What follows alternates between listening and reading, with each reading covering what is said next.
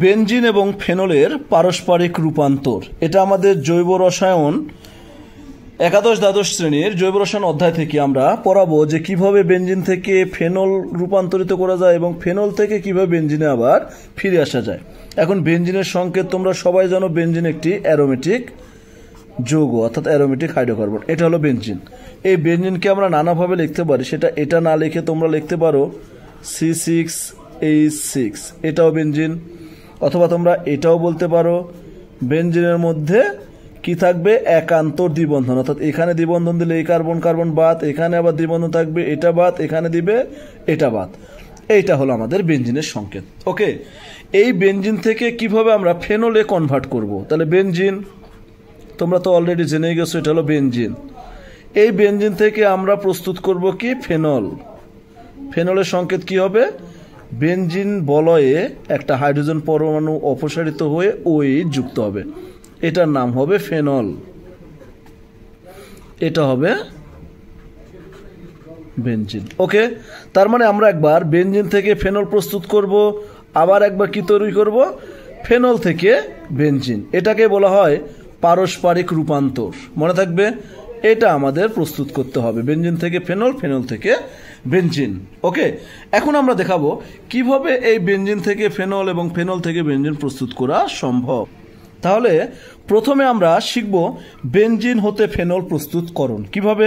সেটা হচ্ছে প্রথমে তোমরা বেনজিন নাও, বেনজিন।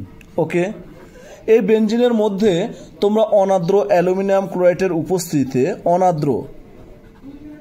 অনাদ্র অ্যালুমিনিয়াম ক্লোরাইডের উপস্থিতিতে যদি ক্লোরিন সহ উত্তপ্ত করো Cl2, এই ক্লোরিন গ্যাস সহ যদি উত্তপ্ত করো, তাহলে তোমরা পাবে কি, খুব সহজভাবে বিক্রিয়াটা হবে, একটা বেনজিন বলো একটা হাইড্রোজেন পরমাণু অপসারিত হয়ে ক্লোরিন ঢুকে যাবে Cl, আর একটা হাইড্রোজেন আর একটা ক্লোরিন হয়ে উৎপন্ন করবে কি আমাদের HCl। মনে থাকবে, তার মানে এটার নাম কি ক্লোরোবেনজিন, ক্লোরোবেনজিন।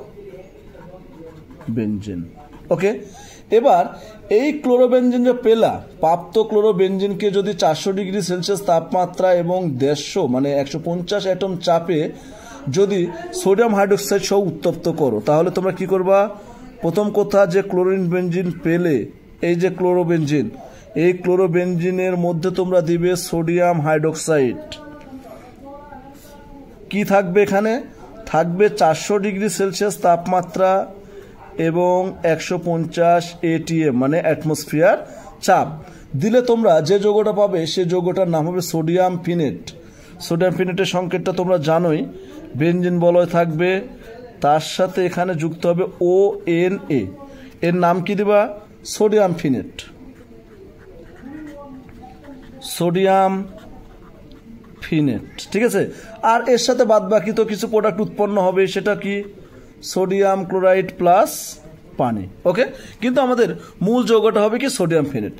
এই সোডিয়াম ফিনেটকে যদি পরবর্তীতে লঘু HCl দ্বারা, তাহলে এখানে সোডিয়াম ফিনেট নাও ONA, এই সোডিয়াম ফিনেটকে যদি তোমরা আবার লঘু HCl, এখানে লিখবে পাশে লঘু HCl দ্বারা যদি উত্তপ্ত করো, এই যে ডেল্টা চিহ্ন মানে উত্তপ্তকরণ, এইখানে যদি উত্তপ্ত করো, তাহলে তোমরা কাঙ্ক্ষিত প্রোডাক্ট কোনটা পাবে, কাঙ্ক্ষিত প্রোডাক্ট ফেনল তোমরা পেয়ে যাবে। বেনজিন বলয় OH, আর বাদ বাকি তো বুঝতে পারতেছো, এখানে যদি OH যুক্ত হয় তাহলে উৎপন্ন থাকবে কি NaCl, তার মানে সোডিয়াম ক্লোরাইড সল্ট, লবণ। আর এই যে আমাদের মূল প্রোডাক্ট হচ্ছে ফেনল, ফেনল। ক্লিয়ার?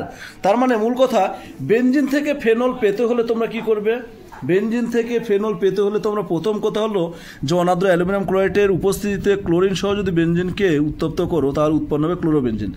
সেই ক্লোরোবেনজিনকে যদি সোডিয়াম হাইড্রোক্সাইড সহ 400 ডিগ্রি সেলসিয়াস তাপমাত্রা 150 অ্যাটম চাপ দাও, তাহলে উৎপন্ন করবে সোডিয়াম বেনজিনের সাথে ONA অর্থাৎ সোডিয়াম ফিনেট।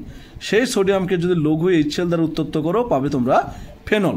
এবার আমরা কিভাবে ফেনল থেকে বেনজিন পাবো, এটা এক লাইনের রিয়াকশন মানে এক স্টেপে ঘটবে, সেটা খুব সহজভাবে দেখাচ্ছি আমরা। ওকে, তোমরা দেখো যে ফেনল নেবে, ফেনল নাও বেনজিনের সাথে OH, এই যে ফেনল, আমাদের দরকার কি ফেনল থেকে কিভাবে বেনজিন প্রস্তুত করব। তাহলে ফেনলকে যদি তোমরা জিঙ্ক সহ পাতন করো, এই ফেনলকে যদি জিঙ্ক সহ পাতন করো তাহলে এখানে লিখবে পাতন। পাতন করলে খুব সহজেই বেনজিন পাওয়া যাবে। এই যে তোমার এখান থেকে বেনজিন পেয়ে যাব। আর বাদ বাকিটা বুঝতেই পারছো কি হবে, জিঙ্ক অক্সাইড। এই যে জিঙ্ক অক্সাইড, মূল কথা আমাদের এই যে বেনজিন পেয়ে গেলাম, এটা হলো আমাদের এক লাইনের বিক্রিয়া। সেটা হলো ফেনলকে যদি জিঙ্ক সহ পাতন করো তাহলে বেনজিন পাওয়া যায়, আর তার সাথে জিঙ্ক অক্সাইড। আমাদের মূল প্রোডাক্ট হচ্ছে বেনজিন।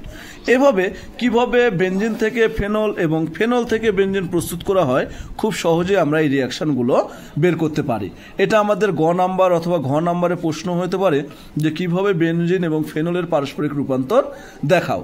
এটা ছাড়াও কিন্তু আমাদের আরও ধরনের বিক্রিয়া আছে, যেমন বেনজিন থেকে বেনজোইক অ্যাসিডের পারস্পরিক রূপান্তর, ক্লোরোবেনজিন এবং অ্যানিলিনের পারস্পরিক রূপান্তর, বেনজিন এবং অ্যানিলিনের পারস্পরিক রূপান্তর, এগুলো আমরা আরও অনেক ধরনের বিক্রিয়া আছে। তো তোমরা কোনটা সমস্যা হয় তোমরা জানাবে, আমি অবশ্যই সেটা সমাধান করে দেওয়ার চেষ্টা করব। সবাই ভালো থাকো, সুস্থ থাকো, এবং তোমরা যারা নতুন তারা অবশ্যই আমাকে লাইক কমেন্টস করে সাবস্ক্রাইব করে পাশে থাকো। সবার জন্য অনেক অনেক শুভকামনা।